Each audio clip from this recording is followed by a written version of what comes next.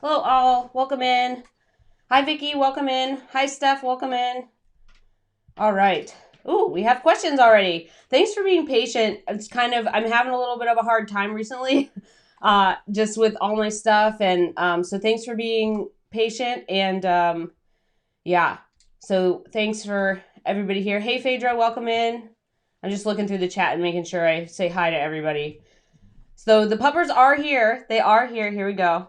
They're over here. Maybe we can get them both on camera today, but probably not because Bo's over there and Charlotte's down there.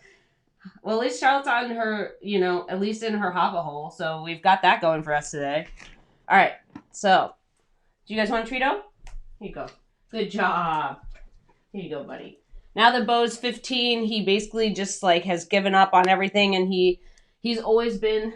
Can you get on camera just a little? There you go. Here you go. He's always been a trash dog. He's always gotten into the trash, but now that he's 15, he basically just gets in the trash all the time. I don't know what happened when he turned 15 a few days ago, but now he's just decided that his whole MO is that he's going to be in the trash all the time. Here you go, buddy. Here you go. Maybe he's losing it. Maybe he thinks all the good stuff's in the trash. I don't know. All right. So we're going to get started. We're actually doing a pretty cool topic today, which is from Chiuli. So Chiuli asked about this. So I made it into a live stream topic because I thought it would be super helpful. So welcome in, everybody. If you have questions as we're going over stuff, feel free to put it in the chat. And yeah. Oops. Got some dog hair on me. Yeah. Okay. So we're all... Cool. Okay. Cool. Nice turkey. Oh yeah, this is my old, let's see if I can get it on camera, like the whole thing. So this is an old shirt that my dad used to have from that he bought when he went to Virginia Tech. So it says Sic Semper Tyrannis because it's the UVA. It's the Cavaliers, like our rival. So I always liked this shirt, so one day I took it. Cool. Yeah, they did switch places, Vicky. They did, because finally we'll have Charlotte actually stay in her little hobbit hole. So we've been having, that's another struggle, is our dogs have been wild and they've been all over the place. So they're kind of figuring their own stuff out. There you go. Good job. Good job, everybody. It's a little chilly in here today, so Bo has his blanket. Bo's all nice and toasty. There you go. Charlotte's definitely envious of the blanket, that's for sure. All right. Charlie, you look super cute. Good girl. All right, one more, and then we're going to get to our actual stuff that we have to talk about. One more. Good job. One more. Good job. You guys are so gentle today. All right, so let's talk about this. So we're going to talk about actually making money today, which I hope that we talk about all the time, which I think we do. But I have some notes. So we're going to talk about how we can actually make some money with less than 40 hours a week. So we're going to find those. There's nothing there, buddy. We're going to find those high value clients, and we are going to figure out how to get high paying work without having to work a huge pile of hours. So, Bo, there's nothing there, buddy. There's nothing there. Are you going to tunnel around now? Here you go, buddy. It's right here. There you go. Okay. Here you go. All right. So let's talk about this. So when we're talking about high value clients and we're talking about creating our schedule, right? So these things go hand in hand. That's why it's so important. We want to make sure that we are putting everything together as one. Like, it's not just that you get high value clients, and it's not just that you're working a ton of hours to get them, or that it's, this big mess. And I just want to preface this by saying that it can be a transition. So a lot of times what ends up happening when you start your freelance writing business is you end up working a whole bunch. You end up working a lot to get everything set up, to get all of your systems set up and understand how to market to your clients and understand how to put everything in place. And then after you kind of get everything together and you kind of figure everything out, then you can scale it. So basically you scale it while you don't work as many hours.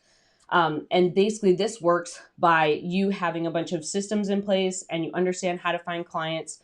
And you can basically automate things and cut down on lengthy processes. So instead of the processes and the time spent looking for clients being like a huge part of your business, like when you started out, it cuts down. And also you get more inbound leads, right? You figure things out, you put things in place, and you know how to attract the right clients. You know what they're looking for, you know how to reach out, you know how to get that, like when they see your LinkedIn profile or when they see your website or your samples, they're just like, yes, like this is the writer for me. So let's talk about the stuff.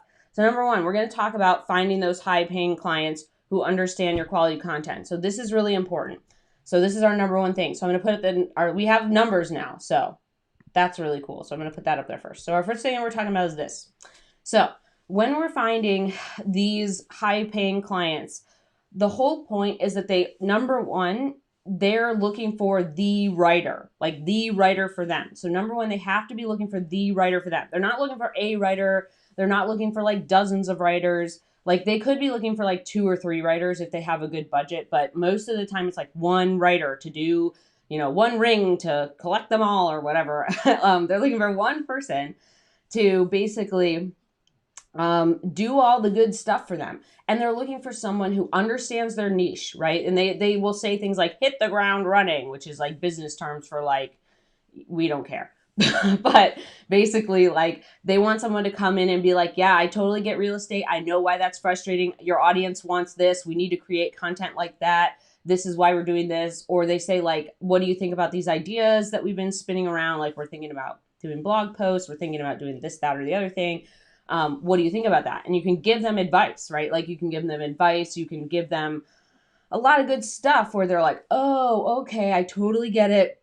Excuse me, like you get our niche. So when we're finding these clients, like they should be looking for the writer. So that's the first thing.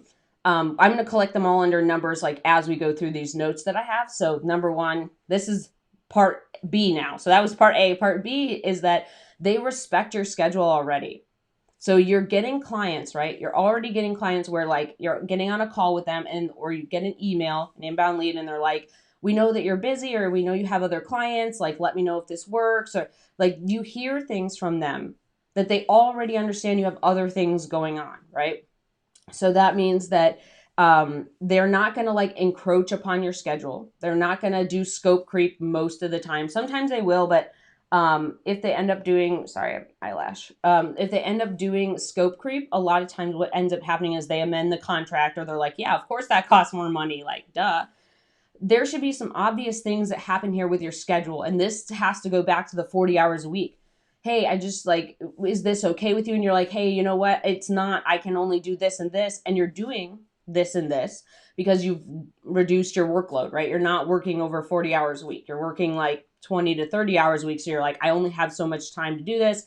I need longer deadlines. Like instead of 2 weeks turnaround, I need a month. Or instead of, having a call like the next day, you have to have the call like the following Monday.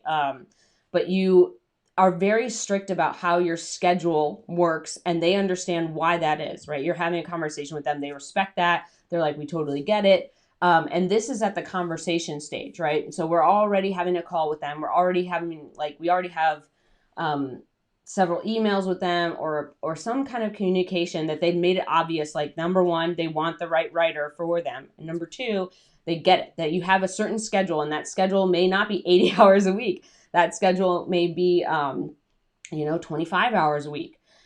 And this leads to like the next part of number one. So that means that sometimes you have to say no to things. That's really hard for us as writers to just say no to things and just say like, nope, that's not a fit, or like, nope, I can't do that right now. When you work less hours, you're working with less clients, right? Like you're not the average freelance writer. I think from the interviews I've done and the coaching students and the course students and all the thousands of writers I've talked with over the years, your client list can be anywhere from like 2 to like 10 to 15. And that depends on magazines. So like I count magazines as clients. So like the magazines that you continue to write for, even if you only write for them once or twice a year, or like, I don't know, 3 times, 4 or 5 times a year, like they can still be in your client list. Regular retainer clients are usually like 2 to 5. So when you're working less hours, that means that number is probably like 3. So you have like 3 retainers or 2 retainers plus magazines, or you have 3 retainers plus a client that needs something quarterly. So your workload is very different. It's not that you have all these clients that you're answering to, and it's not that you keep onboarding a lot of stuff. It's that you have a set number of spaces like on your client list. You're like, I know that with 30 hours a week, I can only handle 3 clients at a time. Plus, maybe some magazines or trade pubs or online things that I want to do. And then you look at your schedule and you plan further out. So these things go hand in hand. You only have so many slots for your clients, right? Then you have to plan further out. So when you get inbound leads or when you're doing marketing, right, you have to say, like, I'm not available till January. Like right now, what is it, November? So you say, like, sorry, I'm not available till January. I'd love to talk to you then. This is how you have to limit your schedule, limit your availability, and be like, I only have so much time, right? And this makes you more picky about who you work with, right? So because you only have so many spots, because you have to plan further out, instead of accepting anybody who comes into your inbox, or instead of accepting all these different people just rolling in, or people you market to, right? Like even people that you send LOIs to and you get replies from them, like you're very selective about who you work with. And you take on more high dollar stuff, right? You're just like, you basically say no to like 90% or 80% of what you get. And you say yes to like the few things where they're like, yeah, we'll pay you the retainer is $3,000 a month based on your pricing to do X, Y, and Z. And you have 3 of those retainers a month, right? So hi, Grumpy. I know you're over there in your little hobbit hole being good. So let's give you a little treat because you're being good today. You look so funny when you sit like that. You look like a sad little stuffed animal. You know what? That's why it's Sad Donkey Autumn. I don't know if you guys have seen that that meme that has Eeyore on it and it's raining on him and it talks about Sad Donkey Autumn. Charlotte is the poster dog for Sad Donkey Autumn. She just like sits over there and she's like, please, I'm starving. Why are you doing this to me? Here you go. Good job. Can you back up a little bit? There we go. Good job. All right. So that means that your schedule is limited, your availability is limited, and who you take on as a client is very, very selective. And that's why this is an adjustment period. So that's why when you're kind of working on these things, you have to adjust to this place. You have to have enough money and savings to say no to more things so you can cut your hours. So this means that you can then say yes to a lot of things that are way high dollar stuff because you're like, yeah, I have the money. Yeah, I'm cutting my hours, but like, I know that, I can onboard this many clients, or I have this many clients already. And I already know that I'm covered for November, December, and January. So if I onboard a client in January, that money comes in February. Like it's a lot further out. I think this is something that gets a little short-sighted sometimes when freelance writers are like when I get things in my inbox or I have people come to me and they're like, I only want to work 20 hours a week and I want to make $100,000. And it's like, okay, well, you can't start there, right? You're starting a business. You have to do a lot of things first, and then you can kind of scale without it being, all the processes and systems and marketing and stuff, going haywire. So you have to plan further ahead. You got to know how much time that actually takes, how many things you can actually onboard, and you have to have some kind of cushion there to allow you to plan that far ahead. So the other thing is that that I want to talk about in this category is actually finding them. So finding those clients, I think this is something that is kind of a tricky thing for people to like wrap their head around. And this was something that I struggled with for a long time. I was like, how do you get them? Like, where do you find them? Like, what magic unicorn are you using to like predict the high paying client future? And the deal is like, you just don't know. Accept that. You don't know who's a high paying client and who's not until you actually speak to them. We can use revenue, right? We need at least 5 million to 50 million. Like if it's over 50 million, like you're usually in great shape. But depending on the company's size and the type of niche you're in, 5 to 50 million like is kind of your minimum bubble for revenue, and 3 million for startups. But like usually startups like 10, 15, 20 is where you want to be if you want to cut your hours, if you actually want to get more work. So 10 to 20 probably for startups. And yeah, at least 5 to 50 million if you're thinking about regular clients. But the deal is, once you've kind of qualified them by like, are they creating content? What does their website look like? What types of things are they doing? How is their company growing, which you can see on LinkedIn, how many people they've hired and fired and how their company is growing, if they've gotten funding. Once you kind of do that, right? Like you look at their company, look at what they're creating, look at their revenue, and you qualify them based on all that stuff, then you get to a point where you're like, okay, like, and they respond to your LOI, you get on a call, then you kind of like hash out like, shh, you're so grumpy. Yeah, then you can hash out all of the stuff with pricing, with project scope, all those good things. And you don't know if they have a project scope or like what they need help with until you reach out. So this is something that I feel like a lot of freelance writers get kind of confused about. They're like, oh, like you just knew it was a high paying client. No, I didn't. I qualified them like 800 times before I got on a call with them, right? I looked at all those things. I looked at their content.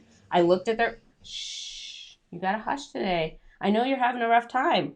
I know you've been locked in. You want more stuff. You're stuck over here during the live stream where someone's talking about sad donkey autumn and comparing you to Eeyore and how sad you look. I know it's hard. It's hard being you. And I get that. And I want to validate your feelings, Charlotte. I want to validate that it is tough being Charlotte. There you go. All right. So you can't know if it's a high paying client until you talk to them. You can qualify them, right? All the things I just said, qualify them. Look at all the stuff they're doing. If you go to their website and their website is garbage, most of the time they're not spending money on marketing. They're not using their website, which is one of the biggest drivers of inbound leads, to get more clients for themselves. So that's a big problem. Or sometimes what ends up happening is you talk to them and they're like, oh yeah, we're doing a website revamp and we're planning it for the next months and we want content to go along with that. And that's where you can kind of hop in, but you don't know that until you talk to them, right? It's all a lot of stuff that's like behind closed doors because you haven't talked to them yet. The key is qualifying them a bunch first, right? Qualifying them through content they're creating, their social media, their LinkedIn, how much they're growing on LinkedIn, company-wise, how much revenue they have, what their company has been doing, what kinds of people work there. Like, do they have a marketing person or is it only the CEO? There's a bunch of things that we have to do to qualify them. But most of the time, your high-paying clients are just like, you need to do the marketing. You need to find these people, right? You need to go look in your niche and create lists, of all different types of companies and reach out. Then when you get to the conversation stage, that's when they're like, yeah, our budget is $5,000. We want to do this, this, and this. Does that work for you? And you say yes or no. And then you tell them, I want 50, I work 50% up front, 50% on, 30 days later, whatever. But hi, can you go to your hubba hole? Go to your hubba hole. Charlotte's just a sassy molassy today. So you have to have these conversations with them in order to move to that next step. And you got to have the right pricing. So that means that when you get these clients, it's that they have a budget, right? They always have a budget. And then you have good pricing. Like you price for value. You're not pricing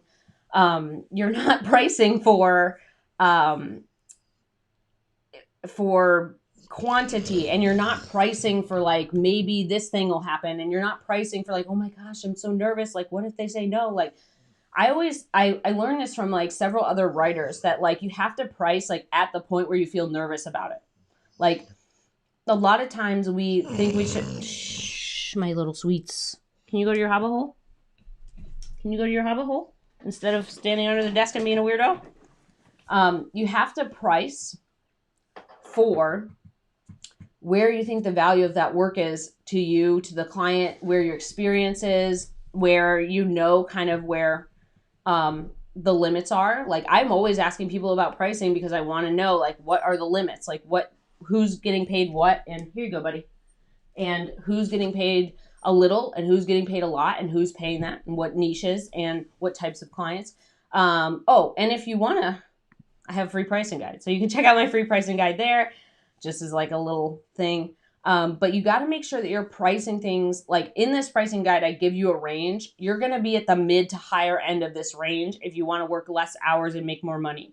You can't just be dicking around with like baby pricing. You can't be dicking around with like, oh, I'll do $200 a blog post. Like, no, the work that you should be doing should be very detailed. There should be a bunch of stuff going on. And a lot of times this is the shift that has to happen. You have to move from churn and burn style work, which is usually like 4 blog posts a month, to like more like case studies, or you end up doing like a collection of blog posts for 3 months instead of like, you know, doing them on a short-term basis. Or you end up working on stuff that's more strategy, right? Like long-term strategy projects. You end up working on more focused content marketing efforts. You end up working on messaging and positioning. You end up working on all of these more complex things rather than like churn out these, churn out 12 articles a month for the next X amount of months. That's not scalable, right? You only have so much time to do that work. You only have so much time to get all your stuff done. You only have so much time to like there's a max, right? Like 20 articles a month would be a lot, right? Even if you're a fast writer, that's basically an article every single business day of that month. And that's a lot. So you have to kind of start working on projects where, can you go in your hobbit hole? Thank you. Hobbit hole. You gotta back up. All right, let's see if we can get you back up. Go in your hobbit hole. Nope. That's not your hobbit hole. Come back here. All right, hold on. We have to do a little snork maintenance. Come on, snork. Down. Down. Good girl. Ready? 1, 2, 3, dog. Good job, buddy. We're doing great today. We're doing great. Nope, you got to go back. Back to your hobbit hole. No. Charlotte, back to your hobbit hole. Sit. Down. Down. All the way. Good job. Ready, Bo? 1, 2, 3, dog. Oh, so close. Don't need that. That's close. Ugh. There you go, buddy. All right. So you got to keep those things in mind. You got to remember those things, because the scalability factor, I think, is something that freelance writers forget about all the time. They're like, oh, I'll just do less work, or I'll just do more of these things, or I'll just double down on this stuff. Like, no, your time is going to be super, super limited. He is a good Bo. You know, we have to say 1, 2, 3, dog. He's not good at catching things. He never has been. But since I started saying 1, 2, 3, dog and telling him like, hey, other dogs could do this. We're going to pretend to be dogs now. And I throw it, he can catch it. I don't know. It just works. So you only have a limited amount of time. That means you need to be very particular about the work you work on. And that you can't expand to like 900 blog posts a month, or you can't expand to types of projects that are very churn a lot of content out. You got to get into more strategy. You got to get into like content marketing packages, and you got to get stuff that lasts longer. So that's our first thing. Remember, when we're finding these high-paying clients, like, you're qualifying them a ton of times before you ever speak to them. And then when you speak to them, that's when you figure out like what's going on with their project. What kind of like scope is it? What are we working on? Is this a fit for my schedule? Is this a fit for like, is their budget a fit for my pricing? Is their outlook on content the same? Are they looking for a long-term partnership, which is really important? A lot of things you have to learn on the call. And it's not that you can magically figure it out before you get on the call with them. Like, you can make your best guess. This is all guesswork, okay? I am making a guess based on their website. I'm making a guess based on the content they're creating. I'm making a guess on their LinkedIn. I'm making a guess on their social media. I'm making a guess on their revenue. I'm making a guess at who works there. You don't know what's going on behind the scenes until you talk to them. So if there's anything that you walk away with today, that's the thing. High-paying clients are everywhere. You just have to dig around and find them. You have to qualify them, reach out, and then when they get back to you, that's when you hear more stuff on a call. So that was our number 1 thing. So we're going to go to number 2. So if you have questions, you can pop them in the chat. I'm happy to answer anything, even if it's not on this topic. We can go over that. And if you feel like this has been helpful so far, give it a thumbs up. If you feel like you want to learn more about building a high-income freelance writing business, subscribe. Phaedra has a question. Let's talk to Phaedra. Hello, Phaedra. So Phaedra says, how do I move from churn mode to strategic writing and content marketing / strategic writing? If I've mostly written for publications, we can discuss offline if that's a loaded question. It is not a loaded question, and I did this. So this is my journey. When I burned out in 2018, I wrote like all for publications. Very rarely did I write for businesses. So here's the deal. Those publication clips are really cool. They work really well for getting clients in other places. So that's number one. I wrote mostly for publications. The big switch that I made was I cut my publication writing to very small amounts. So my cake, right? Like I think we've talked about this, like cake and icing. If you haven't, there's a video down below. There's a video on my channel that talks about the cake and icing mindset. So go watch that if you're confused. So the cake of my business now is mostly businesses, and icing is like very few magazines, like 5. It may be more than 5, but it's very small. Like I wrote for a ton of magazines before, and that's how I made my money. And then I was like, oh, I need to write for businesses because I have the opportunity for longer projects. Magazines take a long time to pay. The work is very involved. It is fun. I love magazines. That will always be like my favorite thing. But the cool thing is most of my clients now, I write the same work for them that I would for a magazine. It just gets published on their blog. It just gets published somewhere else and I get paid better. So like, let's say, like for me, I'll just give you guys like a quick thing. So for me, when I'm writing like a reported article, like an in-depth reported article, I'm interviewing like 2 or 3 sources, or maybe even one source, but it's like data heavy, or it's like a case study style article that, I charge $1 a word. So for me, like I've had that for plenty of my clients. So if I'm interviewing, if I'm doing a ton of research, if I'm doing something that would end up in like a magazine that I write for, and I, like people find my clips, right? And they say like, I want that. And I'm like, well, that was $1 a word. Like I got paid $1 a word to do that. So for me, that's a big switch. Take your skills from your publication stuff and go find businesses, right? Go start marketing to businesses in your niche. That means make your list. Go find companies to make in your list that have that 5 million to 50 million in revenue, or startups that have like at least 3 million, but you probably want to be around 10 to 20 if you're like really want to scale back your hours. Go find them, put them in a list and market to them.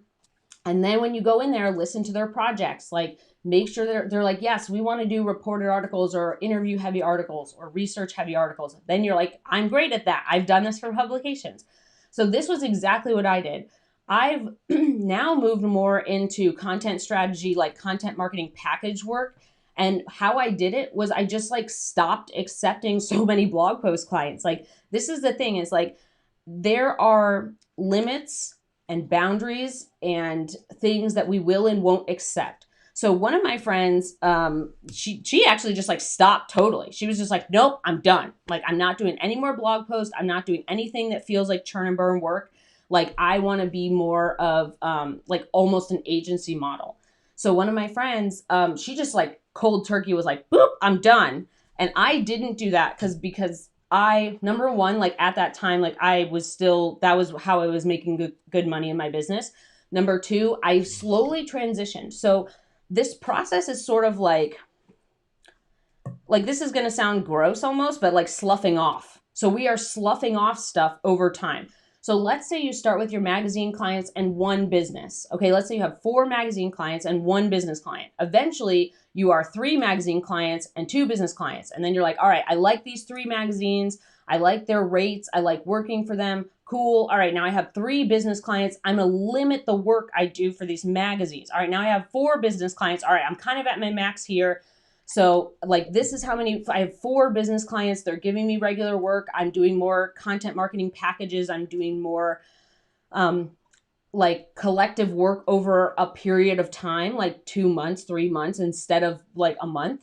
And then you can add magazines if you want for like filler stuff. Like if you're like, oh, I really want to write for National Geographic, let me pitch them some stuff, and that can be added in. Like you could have as many magazine clients as you want because you write for them so rarely.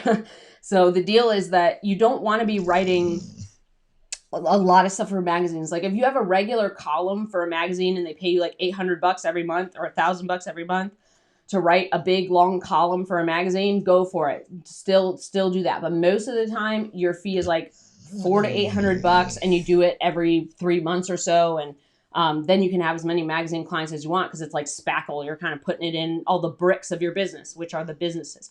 So when you're switching, you have to start reaching out to more businesses and you have to start realizing that businesses are the beefcake, okay? They are like the big juicy stuff where a lot of them are making this switch to really good content. They don't want a blog post that's like 4 paint colors to check out this year. Like that stuff still happens, right? Like there's still basic blog posts that get published, but that's not what we want. So when you go in there and you have a meeting with someone, you say like, what is it? What are you doing? What are you thinking? And they're like, oh, we're thinking about doing reported articles. Like we would like you to interview one of our SMEs, like our subject matter experts per month, or we'd like you to interview 2 plus find some studies and research to back this up.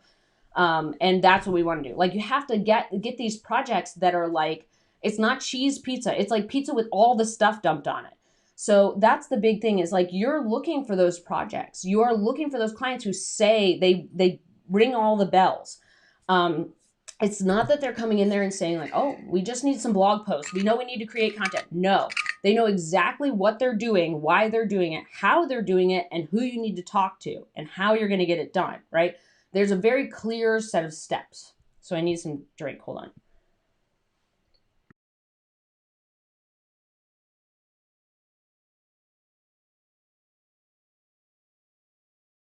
So this is a great question, just saying that. But the other part is that you have to start changing the way you speak about your business. So in addition to being particular about clients, in addition to shrinking your magazine, oh my goodness, can you go in your hobbit hole? Okay, we're in our hobbit hole. Nope, you're not in your hobbit hole. You got to back up, back up, back up. Charlie, down, down, all the way. No, all the way. Good girl. Ready, buddy? 1, 2, 3, dog. Oh, we're so close. All right, let's try one more time. Ready? 1, 2, 3, dog. Good job. All right. So the other thing is that you have to start changing the way you talk about your business. That means you need to update LinkedIn and you need to update your website so that it says like content, like that you talk about your business in the form of packages, in the form of strategy. And this is something I need to do on my website. So don't think that this isn't like, this is something you do immediately. Charlotte, you're such a weird little, Charlotte, go to your hobbit hole, you little fruitcake. Come here. Come on, you little loose bean. Go sit over there. Good girl. Okay, now wait a little bit. So you have to start changing the way you talk about your business. It's not like, do you need help with blog posts, or like, do you need help with press releases, or do you need help with what's another short thing? Like, do you need help with like a few things? I don't know. You need to say like, when we work together, we work on these specific things together, like as a group, as a package, as a clump. So on my website, I need to make that shift too, because I want more content strategy projects. So that means I need to go in my website and say like, your content strategy will include these things. This is why we're doing this. Your content marketing efforts will include these things. And I will talk about them as a clump. So then I will start attracting people who want things as a clump rather than you saying like blog posts and then this thing and then that thing. We want to present them, and this has to do with messaging and positioning, right? And if you guys haven't read Obviously Awesome by April Dunford, go read that. It really helps like with messaging and positioning our projects that we can get as writers, but it's also about how you can write about your stuff a lot better. Like it teaches you how to how to change your messaging and positioning so you can get better clients too. So you have to start talking about things as groups. You have to start talking about things as like features that go together. Because when someone visits your website or LinkedIn, they're making the connection that like, oh, these things go together. Like content strategy goes together. Content marketing packages go together. Or these content marketing things go together. You talk about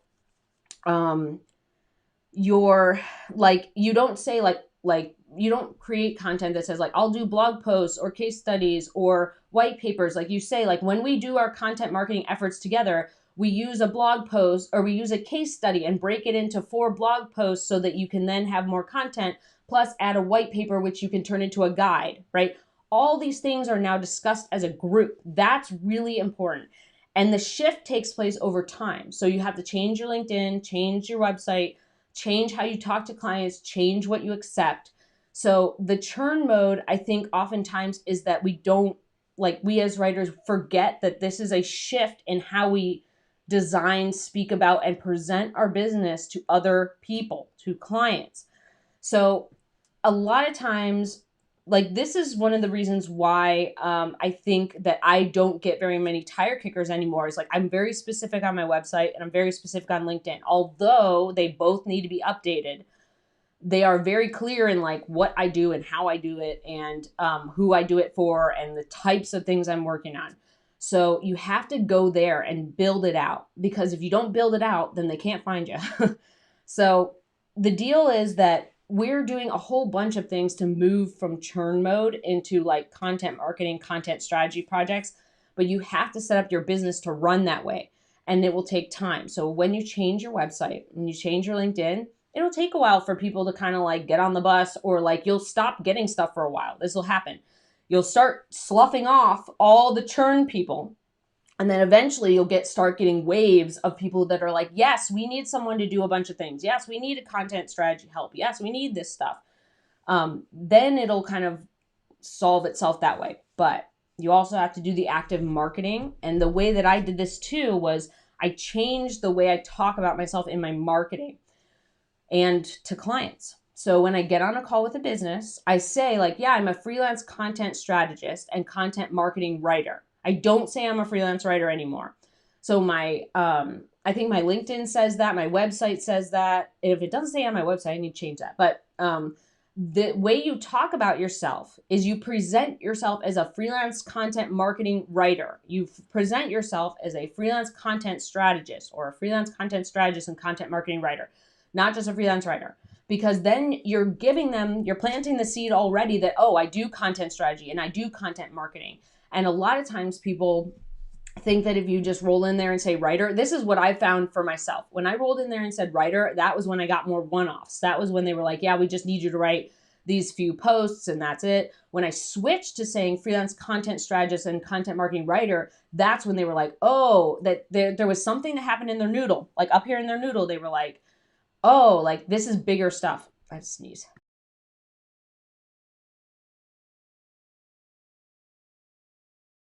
Woo, sorry. I have to sneeze and now it's like stuck. So I know we've been talking about this for a while, but it's really important. This is really important. So when you make this switch, then they start getting in their noodle that these are packages. These are things you can do. You have to plant the seed that you do this stuff on your first contact. Because sometimes things turn out that you do some content marketing and they're like, you know what? We've just realized that we actually need strategy work. And then you can roll in there and get a strategy project. Or sometimes what ends up happening is like you say that, hey, I'm a freelance content strategist and content marketing writer. And they're like, oh, you know what? We do need content strategy. I thought that we needed this thing. So when you get on a call, they're like, we saw that you did content strategy. We saw you did content marketing. Tell us about that. And then you have the chance to explain what you do in terms of groups of things. So, yeah, something happened in my noodle. Yeah. So then you have the opportunity to explain those things. So this is really important. I think that to make the switch, especially when you want to make more money and less hours, you have to present yourself as a package thing, a freelance content strategist and content marketing writer, a freelance content marketing writer. I think when you add those things in there, that's when people start being like, oh, well, you do this thing now, right? And it doesn't matter that it's all a transition, right? So there's a couple things here too that let's know, and then we're going to move on because I know we're a little behind today, but that's okay. Sometimes that happens. Sometimes we have to be kind to ourselves and just say, this is the best I can do today. That's what I'm doing to myself. This is the best I can do today. That's where we're at. Okay, so I lost my train. We present ourselves with a certain title and yes, so plant the seed. You got to plant the seed early because you never know who's going to get back to you when, right? Like you never know what's going on. So stop accepting certain things. or accept less of them. Do more marketing. Be very strategic about your marketing. Only get on the phone with serious people with projects, okay? When you talk to someone, you get an email, an inbound lead, or someone does whatever, ask them about their project. Do not get on calls with people who just want to talk to you, okay? We should add this into one of my other things. So here we go. So, boop. One of the things that I did that was very important, and I'm glad Phaedra, you're basically like covering most of what I was going to cover in this thing anyway. So this is great that you asked this. I like big gold star. Can you go in your hobbit hole? Go in your hobbit hole. You have to go all the way in your hobbit hole. Can you back up? Can you down? Sit. There you go. Good girl. Ready, Bo? 1, 2, 3, dog. Good job. All right, Charlie. Let's show him one of your tricks. Charlie, paw. Paw.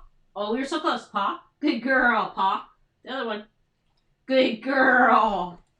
We're working on it, guys. Maybe we'll join the circus. Who knows? Ready? 1, 2, 3, dog. Good job, buddy. Gosh, I can't believe you're catching these. Like, you're just like on fire today, bud. All right. So, what was I talking about? Oh, yes, calls.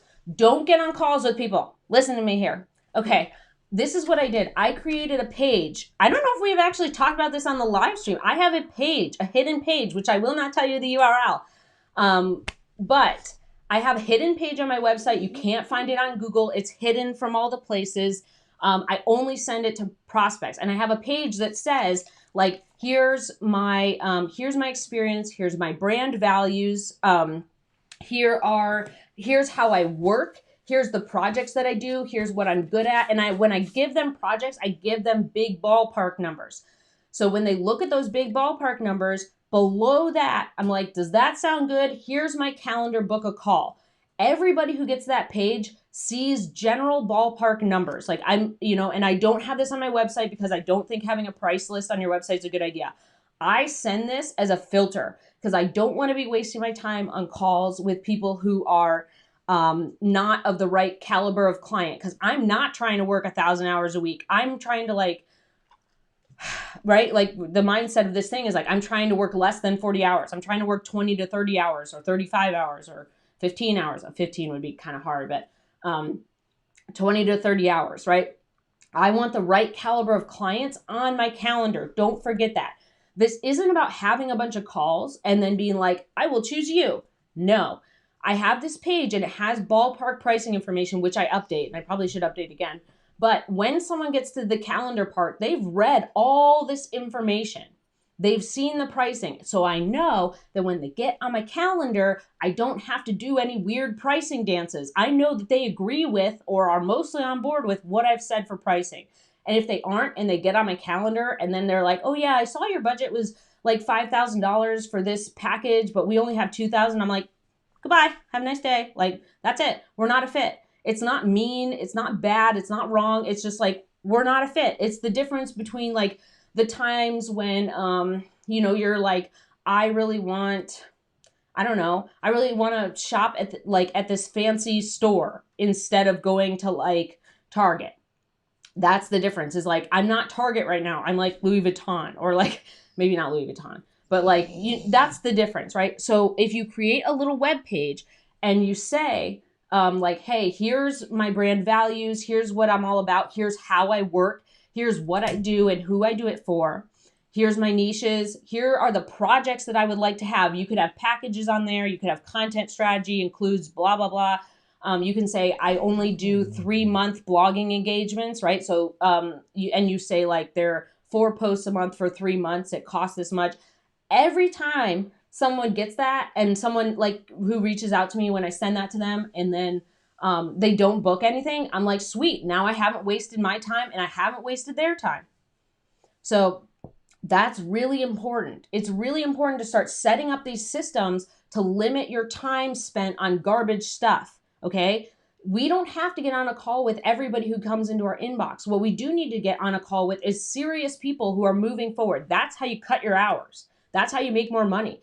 You are aligning yourself with people who are on your same level, right? A lot of times us writers are like here. We're like up here, and the people we're accepting as clients are down here because writers often struggle with like low self-esteem. They struggle with marketing. They worry about being salesy. They think they're not as good as they are. There's a whole bunch of like hurdles and fears and scarcity and stuff that we deal with as freelance writers. But oftentimes, like we, we have to meet them. That means that you have to have these things set up to start to squirrel out the people who you should not be on calls with. You should like filter them. This is really, really important. So when you're doing this stuff, build in things that like when you get inbound leads, there are hurdles to actually get things going, because the hurdles prevent people who are tire kickers, who are churn and burn, who are looking for one-offs, who are not good clients from actually getting on your calendar, from wasting your time with 500 emails a day, from like, a lot of times I get emails from writers that are like, how do you get people to stop brainstorming on the phone or asking for free advice? Like, don't give it to them. Like, don't do that with them. Like, ask about a specific project. If they don't have a specific project, say, it's been nice talking to you. Please call back when you have a specific project. Have a nice day. I hope your furples are healthy. Like, that's it. This took me a very long time to get here, okay? It took me a very long time to get to the point where I was like, oh, goodbye. Like, it's not a mean thing. It's like a lot of times I get writers and they're like, doesn't that seem like really rude? No, because I'm like, oh, you know what? I only work by the project, and it doesn't sound like you have a clear scope right now, but I'd love to talk to you again when you do have a clear scope, and I hope you have a great week. That didn't sound mean. I was just like, we're not a fit right now. Goodbye. Like, I think that that's really important. I think it's really important that you really use your time that you have, especially if you're cutting it, right? You only have 30 hours. You can't be on 3 30-minute calls or 2 1-hour calls a week with people farting around, not being serious. You've got to connect at their level. And that means that you have to set yourself up to connect at their level. That means if you want to have a web page with like, stuff and information before they book something, where they see kind of ballpark pricing, so when they get on your calendar that they are, on the same level. If you update your website and LinkedIn, you got to get on the same level. Like, you got to cut out the people that are like floofing around. You got to get people that are like specific projects. If you end up getting a bunch of, like, I don't get anybody, like, that's not true. I very, very rarely get people who are like, don't have a specific project now because of all the things I've set up. So that's really, really important. Okay. I think that was it. But basically, what I'm hoping you take away is that this is a phase that occurs in your business by making your own choices. This is exactly what I did. I moved from writing 99% for publications to moving to writing basically what I wrote for publications for businesses. And there's very little difference. Hi, Marie. Welcome in. Marie, you can't be late. You can only join. You can only join and enjoy the fun. So welcome in, Marie. This was a great question, Phaedra. So we covered a bunch of things. I'm going to look back. I know that people are popping in and saying things, so hold on. Phaedra says, hold on. Phaedra says, yippee, I'm glad to help and your input. Okay, good. Yeah, this is great. This was a great question because we covered a bunch of things I was already going to cover. So, Vicky says, if I'm sticking to business clients and wary of magazines, are trade magazines consistent enough to be an exception to that rule? No, no. So here's the deal. What happens is sometimes you end up working for online publications or trade magazines and you end up writing an article or 2 for them a month, but it's like $800 a month or it's $1,200 a month. Okay. That's nice. It is a nice chunk of change, but it's not 5K. It's not 2,500 now and 2,500 30 days later. Okay. It's like a very small amount. So here's the other thing is most of my trade magazines have shrunk their freelancers recently because of all the pandemic stuff. Like they're getting less ads. They're getting, they're like hoarding their budget because of all the stuff from the pandemic. Like they're real sensitive. And I think that's fair. I think they should do that, right? They want the magazine to continue. So they need to like do more stuff in house. So trade magazines, it's just, for me, at least in my experience with trade magazines and online publications, like there's certain online publications that are technically kind of like trade focused. It's not big enough. Like trade magazines are great for getting clips in your niche. They're really fun. Usually working for trade magazines is like, that's some of the most fun work I do.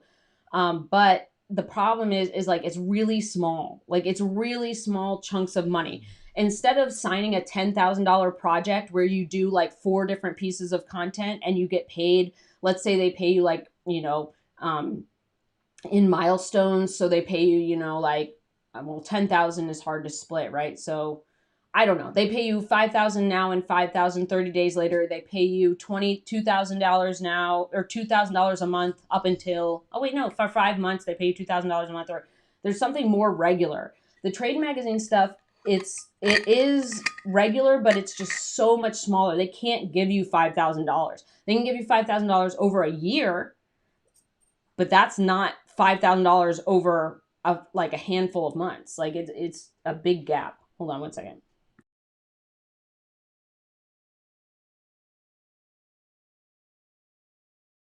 So this goes back to what I was saying about what Phaedra's question was about.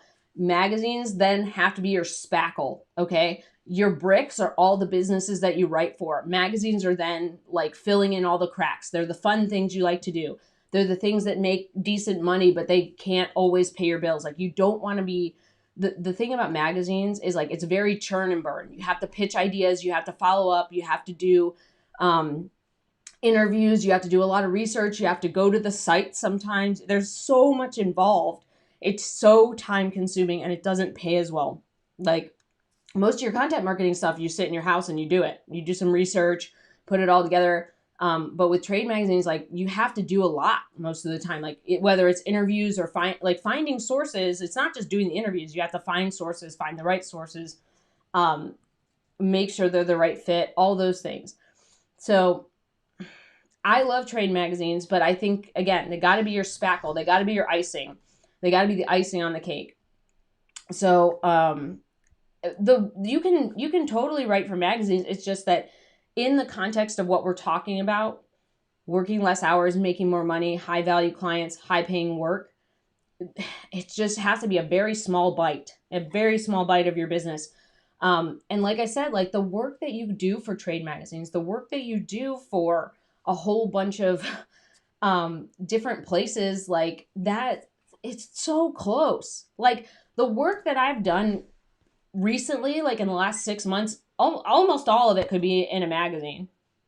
Almost all of it. It's the same. Like it's just for a different client at a different pay rate, or it's something that I really like doing, or it's like a lot of quality research and interview. Like there's so many things that they're just like, it's so similar. Like you don't have to, I think one of the things that I really struggled with, I'm going to take like, one of the things I really struggled with was that I would lose all these fun things I like to write about. I would lose all these fun assignments. Bye, Phaedra. I'm glad this was helpful. Yeah, if you have to get back to work, it's okay. You can finish it up later. This one's going a little long, but we're glad that you came to hang out with us.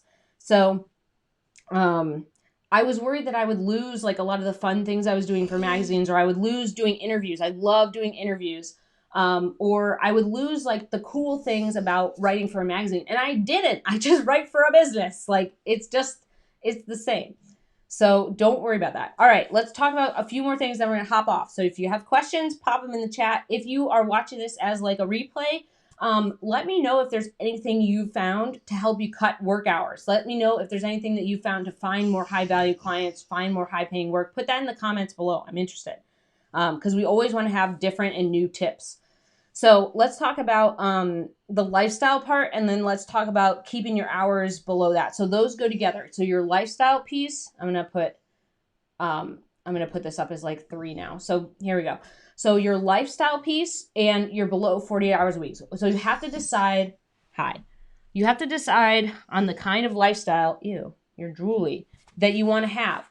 Do you want to be working a ton within your 30 hours? Do you want to like squeeze the most that you can into your 30 hours? Or if you would like to submit a complaint, press 1. Well, it looks like you can't press 1. Bye, Steph. I'm so glad you got to hang out. I'm glad that it was a lot of food for thought. Sweet. So good. Steph, thanks for showing up. Charlotte, can you go to your hobble hole? You're kind of cramping my style, Charlotte. Charlotte, go to your hobble hole. Go to your hobble hole. Sit. Down. Down. Down. All the way. Okay. Ready, Bo? 1, 2, 3, dog. Oh, no. We lost it. Hold on. We got to do a little Treato maintenance here. Here you go. All right. So, do you want to squeeze the most into your hours? Do you want to squeeze, like, have your hours be as packed full of stuff as you can, or do you want your hours to be more easy breezy? Like, you have to make a decision about that. So some people don't mind. They're like, I just want to work 30 hours. It's okay if those 30 hours are like moving from task to task to task to task. Some people are like, yeah, I want to work 30 hours, but I don't want it to be ultra complicated, and I don't want to do like huge piles of stuff. So the deal is that you have to make that, yes, his eyeliner makes him look young. Bo's eyeliner, like his, hold on. Oh, he's yawning. Yeah, we call them his lion eyes. His lion eyes, yeah, it's just B-O. It just make him look so young. Here you go, buddy. Charlie, you gotta go to your hobble hole. If you don't stay in your hobble hole, it's hard to give you stuff. All right. You have to decide how you want that to be, and that means that dictates what you take on. So, like, if you want to work less hours, but you don't want to work as much, you have to take bigger projects. So that means, like, one of my friends does a lot of messaging and positioning work. So she takes I think it's like one client a month or one client every other month. I forget. Or maybe it's 2. It's not many, but she has these big, like, multiple tens of thousands of dollars projects that she does that are big messaging and positioning stuff. And the same thing with content strategy. So, like, if I were to do 3 or 4 content strategy projects a year, I'd be in good shape. Oh, Charlotte, you're just getting sassafras over there. She's jumping up and being wild. So if I were to take 3 or 4 content strategy projects a year, I'd be in really good shape. These are kinds of things that you have to work up to and then shift to, right? Like, you have to get the clips, you have to understand how to do these big giant projects, what types of deliverables you need to send, and there's usually a bunch, how to run the workshops, how to do all the metrics, how to do all the tracking, how to put everything together. But these things, you can work less hours and make more money, but you have to kind of like get there. So read about those things, read about how you can build out a content strategy package, read about how you can build out content marketing stuff.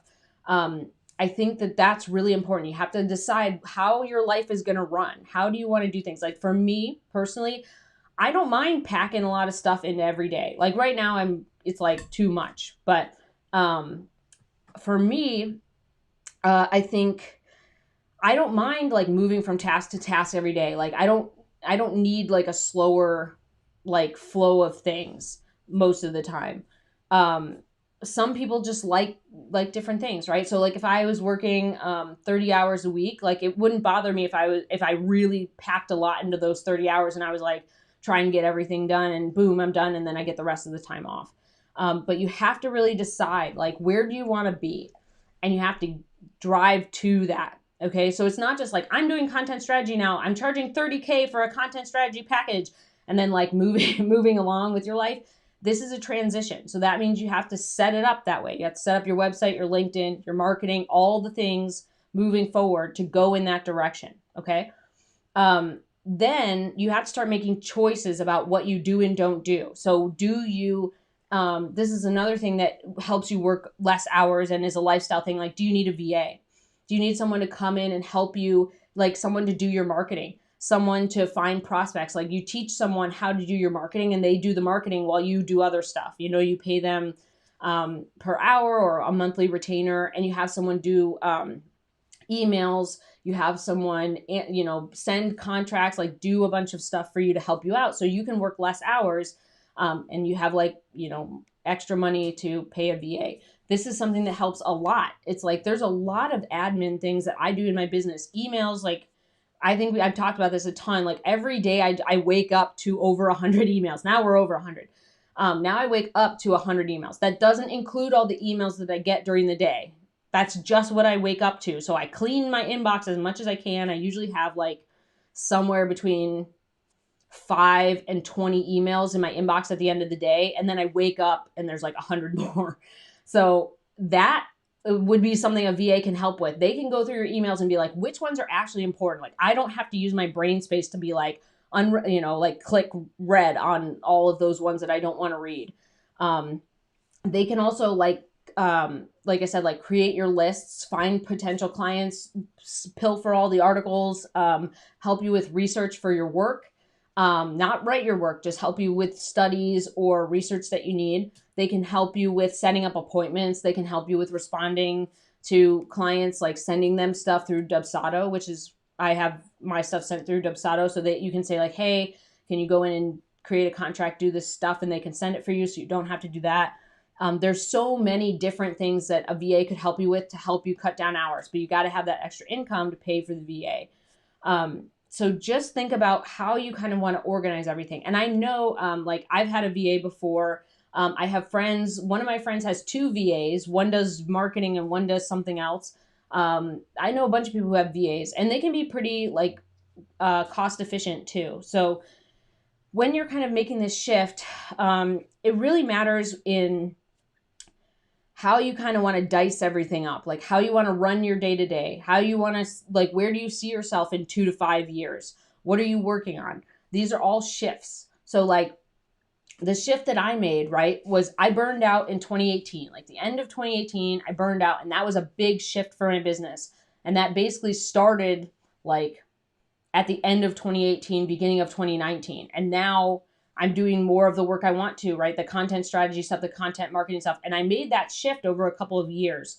And I had to learn, I made a lot of mistakes, right? So like you guys all get to benefit from me making all those mistakes so you don't have to.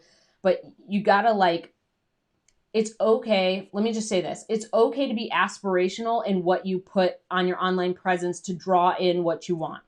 It's okay to put your website and your LinkedIn and stuff and say like, I'm, like I do these things, because you will. You're moving into them. You're shifting your business.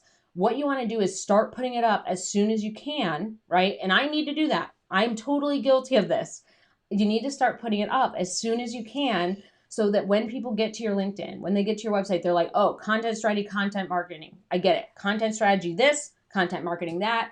Like, it's all making sense. Not just like, if you need a writer to do this thing, I will do it. No, you have to set it up so you're at their level. Like, you're at the same level of how they think about their projects and how they think about moving forward. And the more you do that, the better leads you get, the more high paying gigs you get, the better stuff you get, right? You're shifting, you're making that shift. The better that you can get to the lifestyle that you want, the income that you want, and that you can outsource things if you want to save time, right? So instead of working 40 hours, you work 30 hours and your VA works 10 hours a week, right?